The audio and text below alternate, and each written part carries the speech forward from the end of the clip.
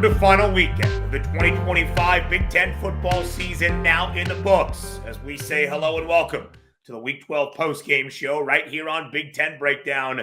I am Ben Stevens. Of course, this show and everything we do here on Big Ten Breakdown, a part of the I-80 Club. Incredible content and coverage all around Nebraska football, the National Football League, and the number one and perhaps most dominant team right now collegiately in all of college sports, the Nebraska volleyball squad. All of that great content you can get by following, liking, subscribing, wherever you get your favorite shows, Apple, Spotify. I hope you are watching on YouTube and following along with all of the social media that we are continuing to put out. If you want all of this great coverage advertisement free, it's patreon.com/I80 Club. That's patreon.com/I80 Club. It's the Week 12 postgame show here on Big Ten Breakdown. We've got 7 games to recap from the weekend that was, and each and every week here on the postgame show to look back on the full weekend of Big Ten football. We start with our distinct 4-down honors, the 4 best things that we saw all across the weekend in Big Ten football. And first down goes to where our Big Ten breakdown game of the week was, on a sloppy and rainy day in downtown Los Angeles, and a top 25 tilt between Iowa and USC. And in a game where we question how would Southern Cal perform in that environment with those weather conditions at home, dealing with the conditions against an Iowa team that should be built to play football in the murk and the slop. It was USC coming out on top with a furious rally in the second half to knock off the Hawkeyes and get their second-ranked home win in 2025 under Lincoln Riley. First down honors go to USC's comeback as the Trojans beat Iowa 26-21. For a second consecutive week, it's really been the story of the season for the Hawkeyes. Oh, so close, but good. Almost is only good enough in hand grenades. Close, but no cigar for Iowa once again. And in a game that really reflected what we saw a weekend ago in Kinnick Stadium, it was some of those glaring issues for Iowa, unable to take advantage of jumping out early or having a late lead in closing out football games, despite what we would think a Kirk Ferentz-led program would be built to do. It was USC earning first down honors because of their comeback. Iowa, with about 3.5 minutes remaining in the opening half, took a 21-7 lead. It was their second 2-touchdown lead in that first half. They also jumped out to a 14-zip lead as well. But from that 3.5-minute mark in the second quarter, USC would not allow Iowa to score again. The Trojans scored 19 unanswered points. Heck, from being down 14-zip, they outscored Iowa from that point early in the second quarter, 26-7, to pick up a huge ranked win. And again, for all of the issues for the Hawkeyes, we thought in a game with these weather conditions in Los Angeles in the middle of November, they would probably benefit the Hawks because they are the more disciplined and physical side.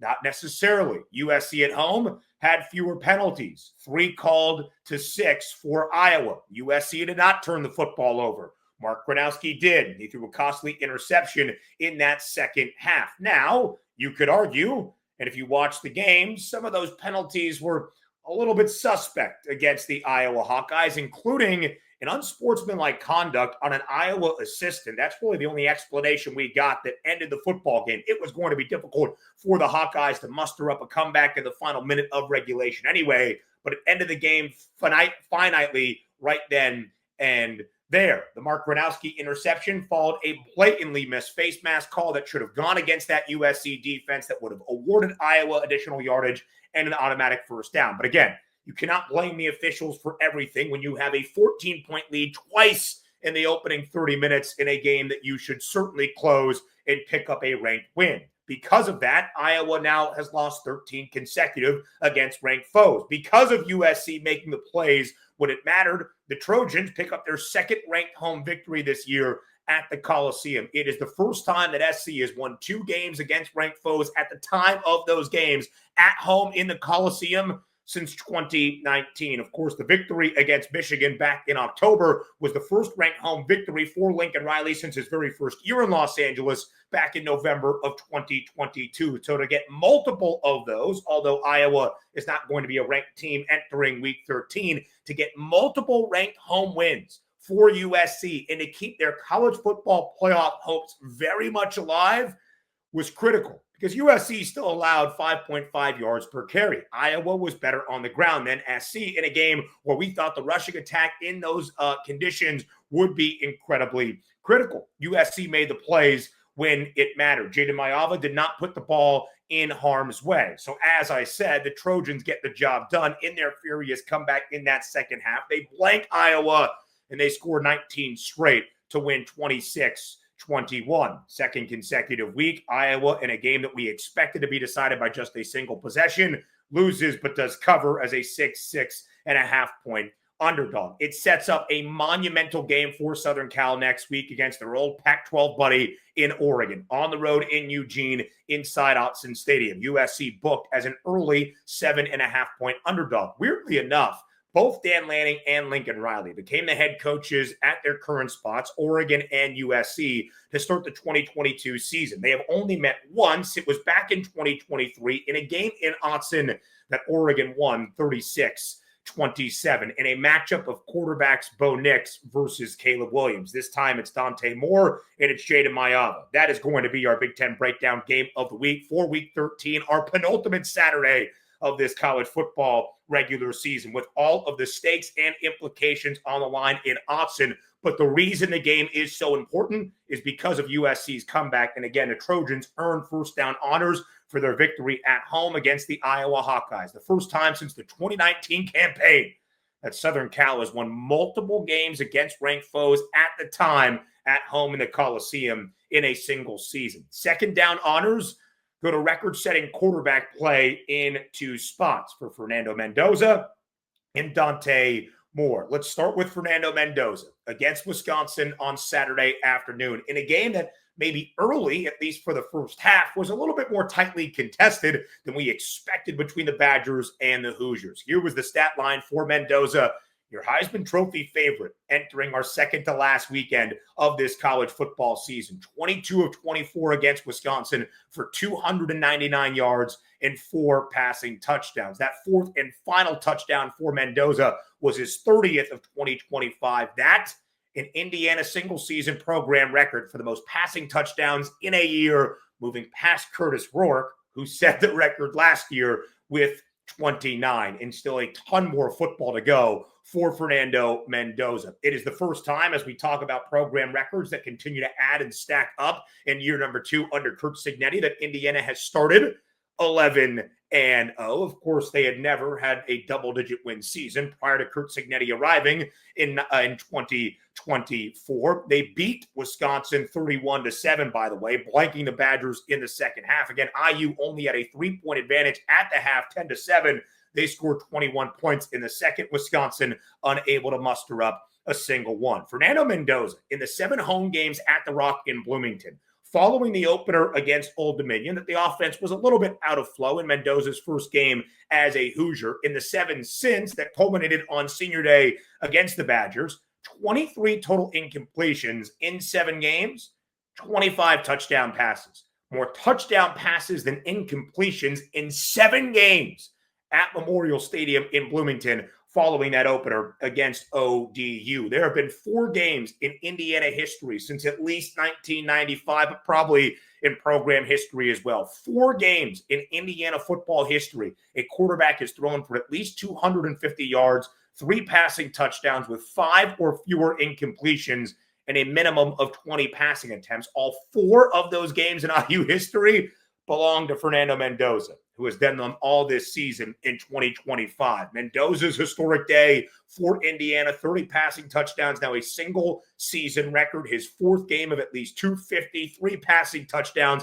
and 5 incompletions or fewer. Starts are record-setting quarterback performances and second down honors as Indiana outlasts Wisconsin 31-7. Dante Moore earns the second down honor in this category for his performance on Friday night in Autzen against Minnesota. 27 of 30 for Moore, 306 passing yards, and 2 passing touchdowns. The first time in the illustrious QB history for the Oregon Ducks, a quarterback is thrown for at least 300 yards and a 90% completion percentage with a minimum of 20 attempts in a single game. The first time in Oregon football history.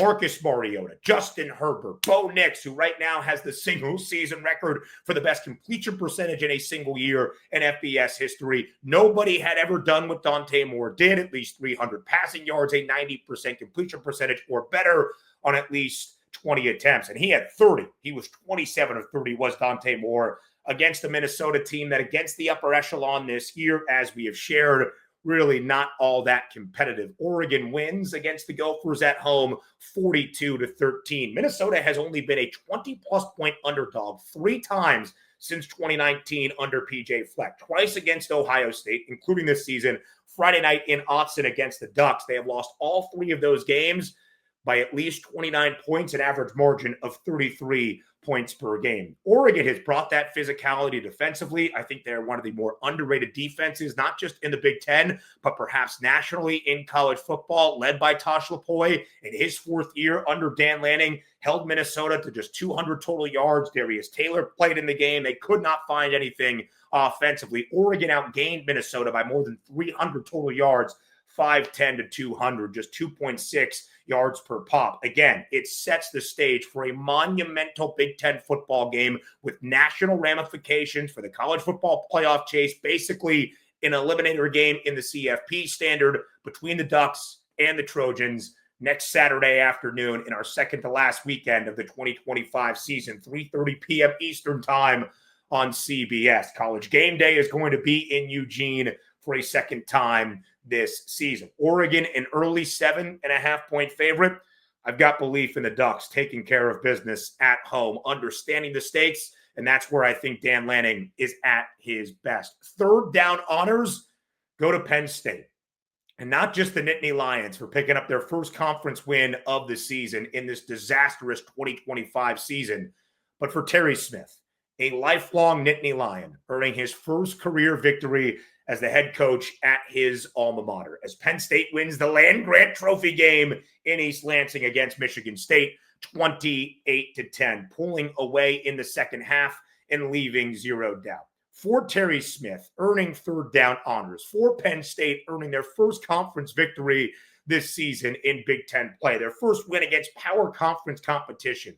This is a man in Terry Smith that has dedicated nearly 2 decades of his adult life to Penn State, was a great wide receiver for the Nittany Lions in the late 80s, early 90s. He has been in State College now for 12 seasons, was hired on the initial staff under James Franklin. His father graduated from Penn State in 1968. Terry Smith's stepson is former great Penn State DB in Justin King. He has had so much and has meant so much to this program in State College.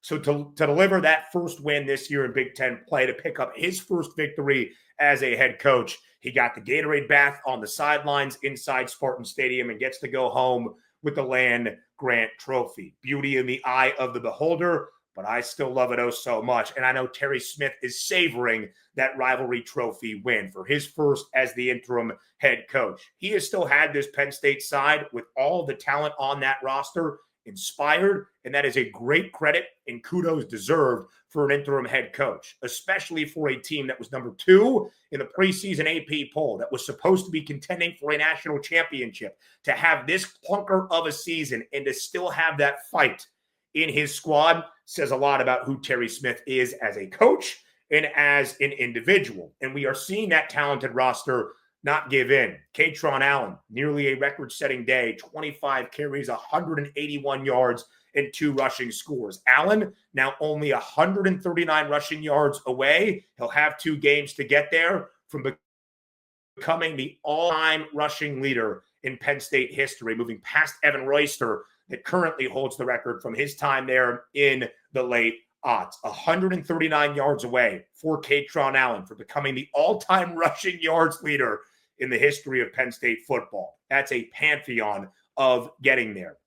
That Penn State defense that we saw perform so well in the second half in State College against Indiana carried that over against Michigan State. Only 229 total yards for that Spartans offense. Frankly, another lifeless performance. What was the key for the Land-Grant Trophy game as we presented it in the Big Ten Breakdown Week 12 pregame show? Who would be more bought in? Who would have more confidence? Would it be MSU off the bye week?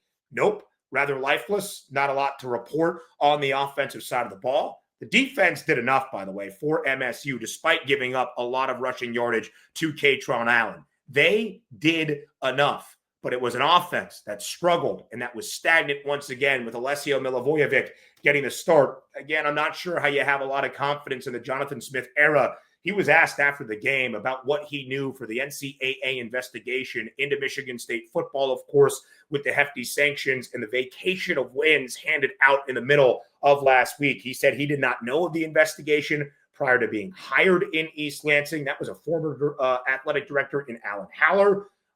It's a murky situation there in EL. We'll see what the resolution is at the end of this year. But third down honors, as we highlight the positive, and it's well-deserved. Terry Smith, a man that has dedicated his life to Penn State football, gets career victory number 1 as the head coach of the Nittany Lions. Fourth down honors goes to Dominic Zvada.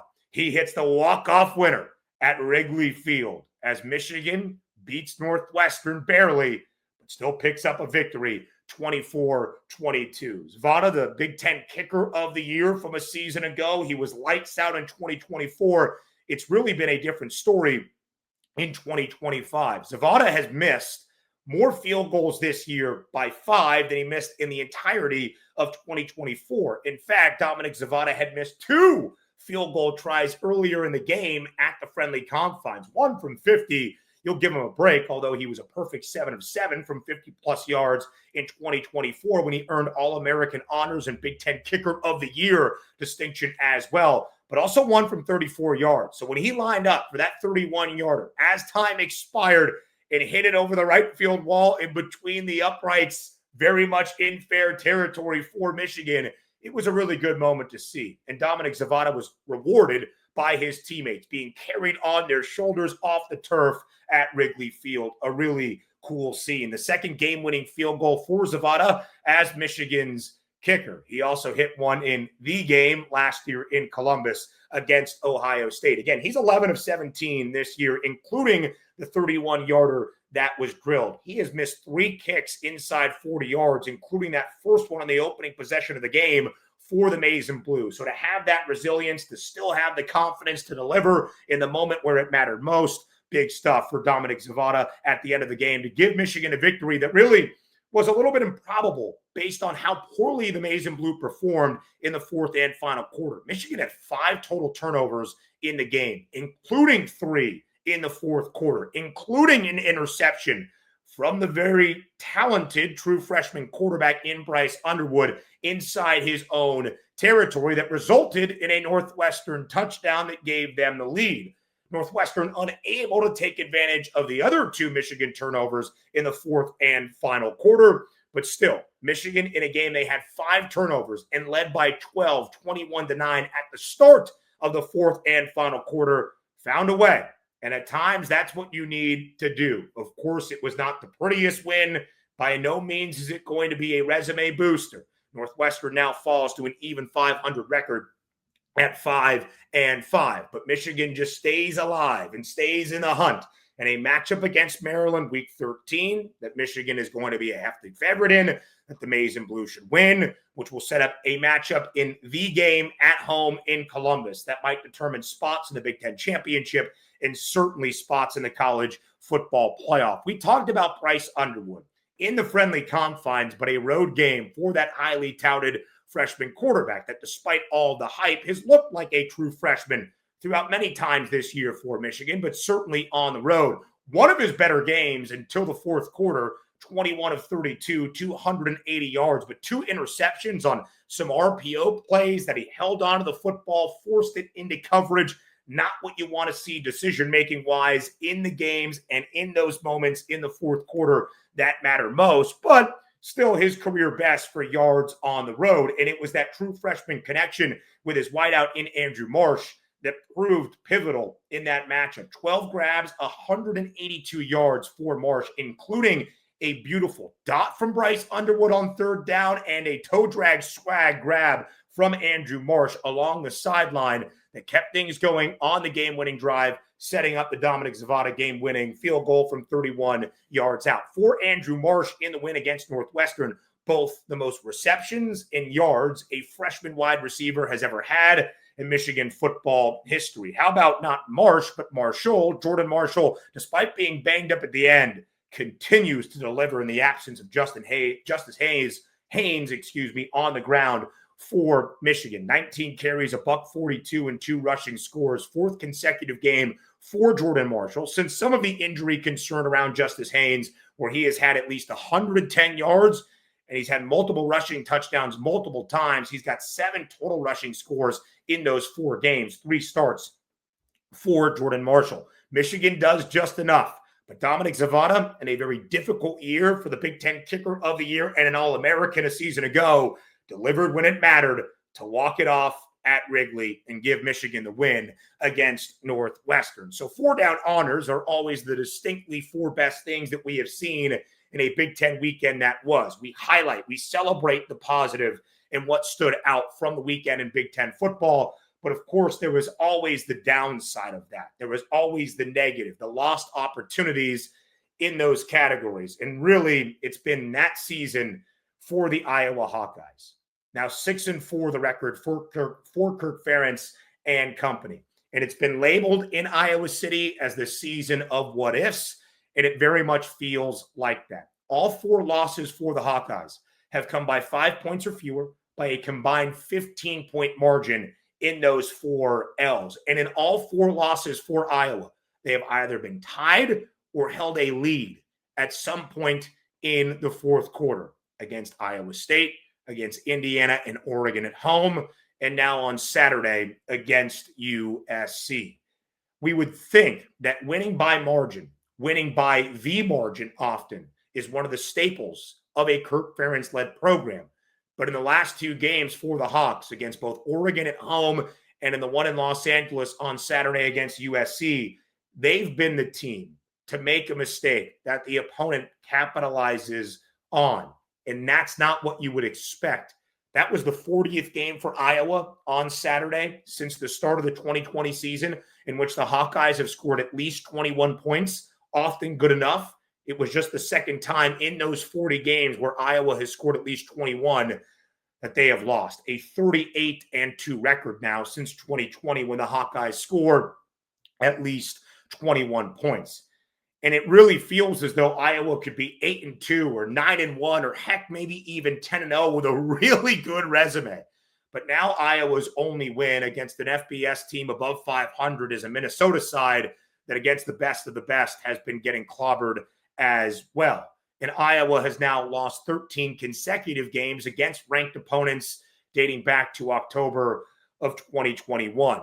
A tough pill to swallow. What ifs don't really help you in the game of life. It just leaves you asking questions that there is no good answer for, or at least an answer that does not allow you to feel better. It's been that season in 2025 for the Hawks, failing to capitalize on the opportunities and the advantages that you would often think an Iowa football program would in fact take advantage of. Hasn't been that season for the Hawks. And it's one that has been filled with some hope, but also a lot of disappointment. You can't knock the fight, and you can't knock the play that we have seen at times. Improvements offensively, led by Mark Gronowski, the first Iowa player ever with a passing, rushing, and receiving score in a single game. Not enough, though, when it mattered against USC to make the plays. Our final category for our final 3 games of Week 12 here on the post-game show, controlling the outcome, something Iowa was unable to do, but a couple of teams in Big Ten play certainly did this weekend. Controlling the outcome, we start with the number 1 team in the country in this category in Ohio State, dominating UCLA at home in another primetime game in the shoe, shutting out the Bruins in the first half and coasting to a 48-10 win. No Nico Iamaleava for UCLA in the game. We were not sure of that when we recorded the Big Ten Week 12 pregame show here to get ready for that weekend. But without Iamaleava for UCLA, very little that the UCLA offense was unable to do against the best defense in the sport to even get 10 points in the second half, something for the Bruins. And thus, when you are expected to win by 5 touchdowns at home, Ohio State covers that margin. You want to see some areas of growth in areas for the Ohio State offense that have been, at least by Ohio State offensive excellence standard, maybe a little bit subpar at moments. A young running back room that excelled against UCLA. 222 rushing yards for that Buckeyes offense as a team, 6.7 yards per carry. Bo Jackson, 112 yards on the ground, a rushing score. James Peoples, multiple rushing touchdowns for Ohio State, including one of the prettiest ones that you will see that resulted in a hurdle of a UCLA defender around the 5-yard line and in continuous stride into the end zone for Peoples. Wasn't maybe the best game for Julian Sayin by those lofty standards, 23 of 31, 184 yards and a touchdown, but with only 8 incompletions against the Bruins. Still, that completion percentage for Sayin at 80.1%. Still multiple percentage points ahead of Bo Nix and Mac Jones for the best ever completion percentage in FBS college football in a single season. Ohio State dominant against UCLA, a 48-10 win. Ohio State has the big noon kickoff game, welcoming Rutgers to Columbus to end out the season at home for Ohio State this upcoming Saturday. They're a 32.5-point favorite. I think Ohio State's going to be a double-digit favorite on the road in Ann Arbor in the Big House against the Maize and Blue. Not for a game, but the game against Michigan, with a chance to snap the 4-game losing skid against the Wolverines. Now, just because they're a hefty favorite in that game and seem unflappable, has not stopped Michigan from pulling off upsets, even as a 3-touchdown underdog like we saw last year in 2024. But everything sets the stage for Ohio State to be undefeated in the regular season, Indiana to be unbeaten in the regular season, and a huge matchup in Indianapolis in that Big Ten championship game in just about 3 weeks. Controlling the outcome is this category, and Washington certainly did that back at home in the familiar and very comfortable settings of Seattle against Purdue. The Ryan Walters revenge game. The former Purdue head coach the previous 2 years, now the defensive coordinator for the Huskies. And they look really good in that game, as we expected, against the Boilers, with a spread around 16.5 or 17 points. No doubt for UW at home, winning 49-13. Damon Williams Jr. has been so much more efficient at home in Husky Stadium. 3 incompletions in total, 2 passing touchdowns. No Jonah Coleman for Washington's offense, really no issue. Adam Muhammad, 3 rushing touchdowns, a career best for him. Jordan Washington, the true freshman, on 5 carries, showed some explosive nature on the ground, 108 rushing yards and a score as well. 212 rushing yards for Washington as a team. And for Ryan Walters' defense, against some familiar faces on the other side for the Boilers, held Purdue to only 267 total yards, got to the quarterbacks 3 times as well, 3 sacks for that UW defense. In a game where they were expected to win comfortably back at home in Seattle, Washington did exactly that, maybe with some additional motivation for their new DC to knock off his former program that he was at the helm of. As expected for Washington, a big win. Purdue now will get a bye week as well before they take on Indiana in the old Oak and Bucket game in 2 weekends against those Hoosiers. More than likely, Purdue going to be winless in Big Ten play for a second consecutive year. Our final team and our final game to recap here on the Week 12 pregame show in controlling the outcome, postgame show, that was Illinois. Hammering Maryland at home as a 15.5 point favorite, winning and covering by 18, 24-6, the final score there against the Terps. It maybe wasn't the offensive explosion we expected for the Illini. Solid day. Nothing to really write home about, but nothing really to disparage either. Luke Altmaier, 2 passing touchdowns for an Illinois team that hasn't been all that great at running the football this year. 225 rushing yards against the Terps defense that has really struggled to contain the rushing attack the last month and a half or so. And Illinois held Maryland to only 55 yards on the ground, shut out the Terps in the second half in Champaign, held them to only 6 points in that game also. And for Illinois, we mentioned they're not in the college football playoff conversation.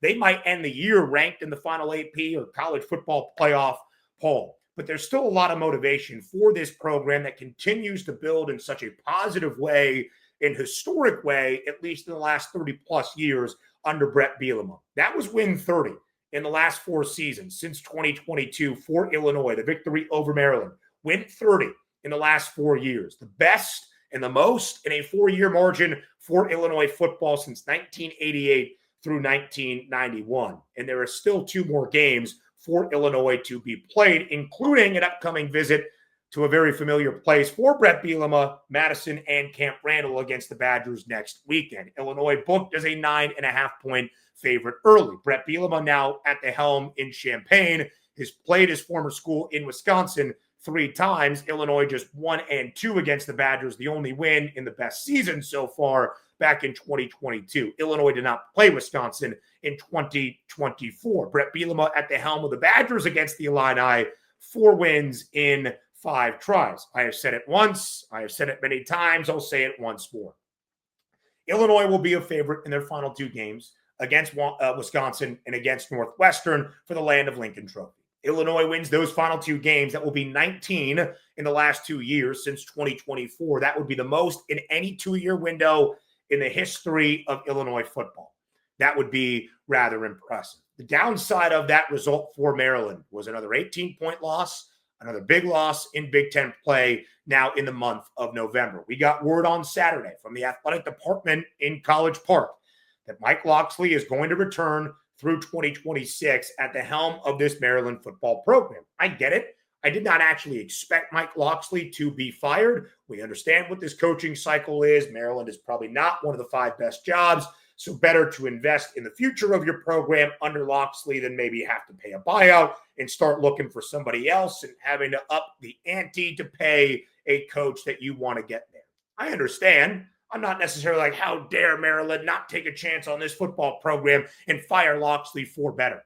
But there's no doubt that Maryland deserves better than the performances they have seen under Mike Locksley in the months where it's most important, October and November, in his 6 full years at the helm. Not counting 2020, 7 seasons in total under Locksley as the head coach in College Park.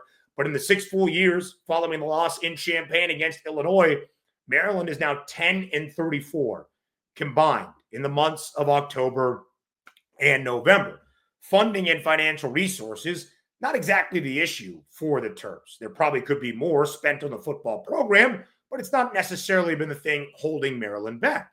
And even if the finances have not matched the upper echelon in the Big Ten Conference, Mike Locksley has done an incredible job because he is an incredible recruiter in acquiring talent to get them to College Park. Zion Ely, one of the top-rated defenders in the country, supposed to be there in 2026 as well. Malik Washington, one of the highest-rated quarterback recruits in the history of Maryland football, a top 10 quarterback in the country.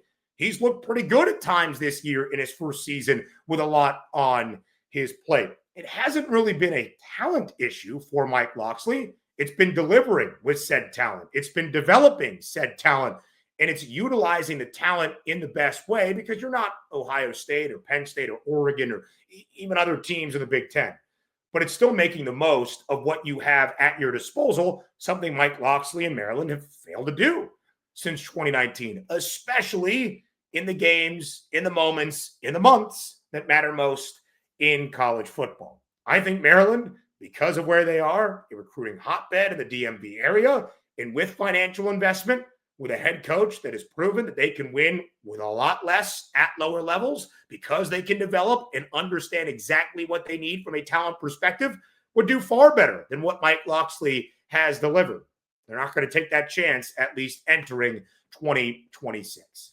That does it for the Week 12 postgame show here on Big Ten Breakdown. Again, we only have 2 more regular season weekends ahead of the 2025 season. We must savor every moment, and we will do that for the pregame show entering Week 13 in an 8-game slate around the Big Ten. The only two teams off, Indiana and Purdue, as they prepare for the rivalry game in the bucket game. That means we've got 16 of the 18 schools in action and ready to go for Week 13. We'll talk to you on Friday to set the stage for the weekend. Week 13 pregame show here on Big Ten Breakdown. These are probably going to be updated with those standings entering the final 2 weekends of this Big Ten football season. I'm Ben Stevens, and as always, thank you for being here.